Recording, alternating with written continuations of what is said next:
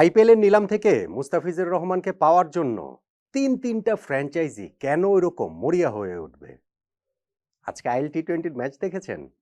এই মুস্তাফিজের জন্যই তারা মরিয়া হয়ে উঠেছিল।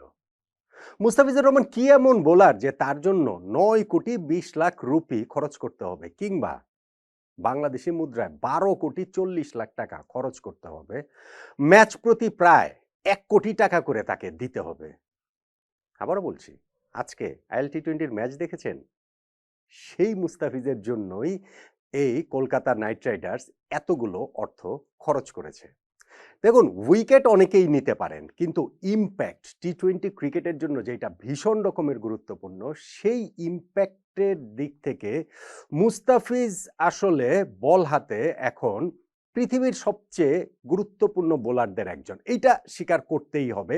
কত উইকেট তিনি নিলেন, কত রান তিনি দিলেন, তার ইকোনমি কত, তার স্ট্রাইক রেট কত, সেগুলো গুরুত্বপূর্ণ, কিন্তু টি-20 ফরম্যাটে ইম্প্যাক্টটা এত গুরুত্বপূর্ণ, এবং সেই ইম্প্যাক্টটা এই টোটাল আইএল টি-20 জুড়েই আমরা দেখতে পাচ্ছি মুস্তাফিজের কাছ থেকে। এবং এই ম্যাচে সেটা এত ভালোভাবে দেখা গেল যে বোঝা গেল কেন আইপিএলে তিনটা ফ্র্যাঞ্চাইজি মুস্তাফিজের জন্য ওইভাবে ঝাঁপিয়েছিলেন। বোঝা গেল কেন কলকাতা নাইট রাইডার্স তাকে 12.5 কোটি টাকা দিয়ে দলে নিয়েছে।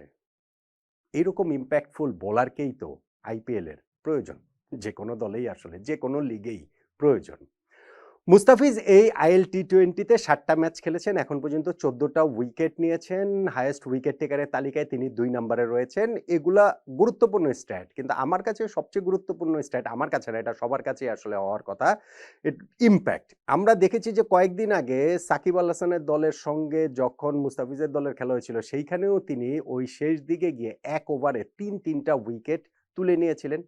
এবং এই ডেথ ওভারে মুস্তাফিজ ভয়ঙ্কর, যখন দলের প্রয়োজন ওই মোমেন্টটাতে তিনি মোমেন্টাম ঘুরিয়ে দিতে পারেন। এইগুলোই তো মুস্তাফিজের ট্রেড, এটাই তো মুস্তাফিজের বিশেষত্ব, এবং সেইটা আজকের ম্যাচটাতে আরো ভালো করে বোঝা গেল।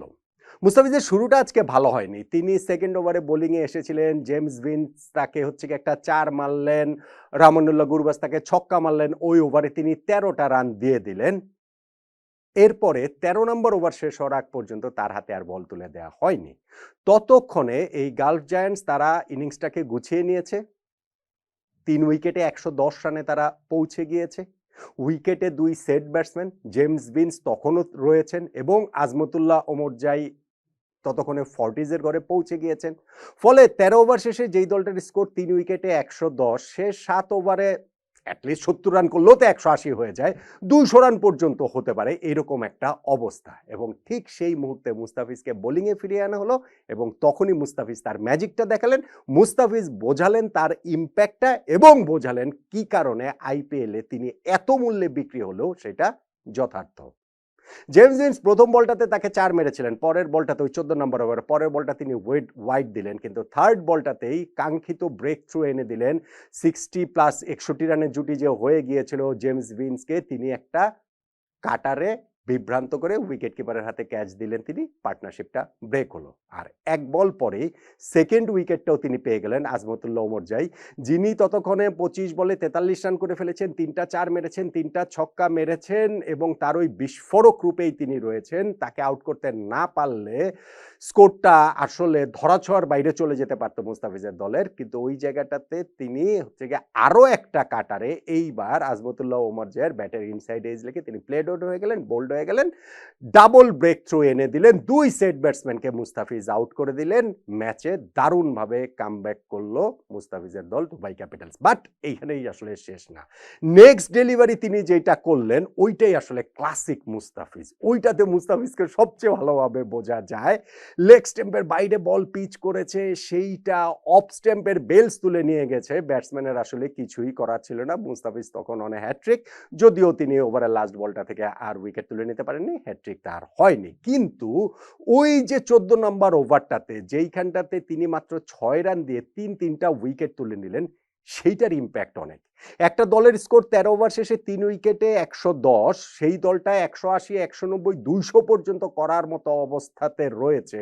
সেইখানটাতে ১ ওভারটাতেই মুস্তাফিজ যখন ৩টা উইকেট নিয়ে ফেলেন, ১৪ ওভার শেষে তারা যখন ৬ উইকেটে ১১৬ রানে পরিণত হয়, তখন কিন্তু আর অত বড় রানের অবস্থাটা করার মতো অবস্থাতে তারা থাকে না। এইখানটাতেই মুস্তাফিজের মুনশিয়ানা, এইখানটাতেই মুস্তাফিজের ম্যাজিক।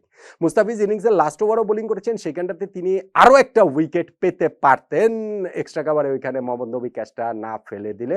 যদিও ওই ওভারে রান আউটের হ্যাট্রিক হয়েছে, তিনটা রান আউট হয়েছে, ১৫৬ রানে এই গালফ জায়ান্টস অল আউট হয়ে গেছে, যেই রান তাড়া করে মুস্তাফিজের দল ম্যাচটা জিতে নিয়েছে। এখন দেখেন, এই এত কিছু হয়েছে শুধুমাত্র মুস্তাফিজের ওই একটা ওভারের কারণে। যদি আপনি টার্নিং পয়েন্ট বলেন, অবভিয়াসলি মুস্তাফিজের সেই ওভারটাই, এবং মুস্তাফিজ এই জিনিসটা দেখিয়ে যাচ্ছেন দিনের পর দিন, ম্যাচের পর ম্যাচ। এই আইএল টি-20 অবশ্যই এটা আইপিএল মানের টুর্নামেন্ট না, কিন্তু এইখানেও তো ভাই ইন্টারন্যাশনাল মানের অনেক ক্রিকেটার খেলেন, এবং সেইটাও খুবই আসলে প্রেস্টিজিয়াস এবং গুরুত্বপূর্ণ টুর্নামেন্ট, এবং সেইখানটাতেও মুস্তাফিজ তার এই ক্যারিশমাটা দেখিয়ে চলছেন। আমি যেটা ইম্প্যাক্ট প্লেয়ারের কথা বলছিলাম, ইম্প্যাক্ট রাখার কথা যেটা বলছিলাম, সেইটা আপনি সব ফরম্যাটের ক্ষেত্রেই প্রযোজ্য, ডেফিনেটলি। কিন্তু টেস্ট এবং ওয়ানডের বিষয়টা কি, ওইখানটাতে আপনার কামব্যাক করার সুযোগ থাকে, এবং ওইখানটাতে একেবারে মোমেন্টামটা একবার চলে গেলে যে আবার ফিরিয়ে আনা যাবে না, বিষয়টা সেরকম না। টেস্টে আপনার কোনো একটা দল হয়তো এক সেশন খারাপ খেললো, পরের সেশনে কামব্যাক করে, একটা দিন খারাপ খেললো, পরের দিন কামব্যাক করে।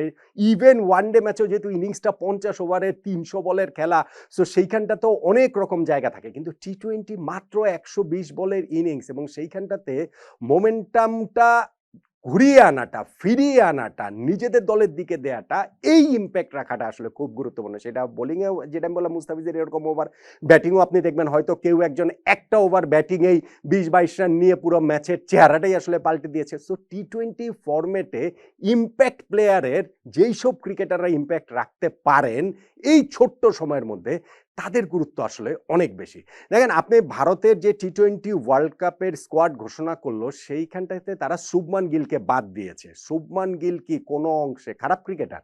না, কোনো অংশে খারাপ ক্রিকেটার না, কিন্তু তাই তিনি হচ্ছে গিয়ে ভারতের টেস্ট টিমের ক্যাপ্টেন, ভারতের ওয়ানডে টিমের ক্যাপ্টেন, টি-20 টিমেরও ভাইস ক্যাপ্টেন ছিলেন। কিন্তু আপনি যখন ইম্প্যাক্টের বিবেচনা করবেন, টপ অর্ডার ব্যাটিংয়ে নেমে ওপেনার হিসাবে কতটুকু ইম্প্যাক্ট রাখতে পারছেন, সেইখানটাতে শুভমান গিলের চেয়ে ভারত এই জায়গাটাতে প্রেফার করেছে সঞ্জু স্যামসনকে, প্রেফার করেছে ঈশান কিষানকে ইম্প্যাক্টের জায়গা থেকে। আপনি যদি প্লেয়ার হিসেবে ধরেন, ওই দুই প্লেয়ার কিন্তু শুভমান গিলের চেয়ে তুলনা